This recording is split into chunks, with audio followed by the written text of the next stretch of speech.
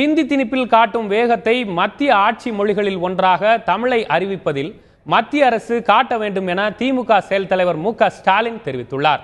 இது தொடர்பாக அவர் வெளியிட்டுள்ள அறிக்கையில், ஹிந்தியிலும் ஆங்கிலத்திலும் பாஸ்போர்ட் வழங்கப்படும் என மத்திய அமைச்சர் சுஷ்மா ஸ்வராஜ் தெரிவித்துள்ளதற்கு கண்டனம் தெரிவித்துள்ளார்.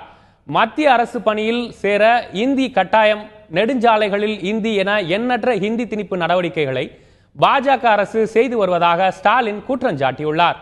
ஹிந்தி திணிப்பில் காட்டும் வேகத்தை தமிழை உயர்நீதிமன்றத்தில் வழக்காடு மொழியாக அறிவிப்பதிலும் மத்திய ஆட்சி மொழிகளில் ஒன்றாக அறிவிப்பதிலும் மத்திய அரசு காட்ட வேண்டும் என கூறியுள்ள அவர், தமிழ் புறக்கணிக்கப்படுவதும் தமிழக உரிமைகள் காலில் போட்டு மிதிக்கப்படுவதும் அனைத்து தரப்பு மக்களையும் கவலையில் ஆழ்த்தியுள்ளதாகவும் குறிப்பிட்டுள்ளார்.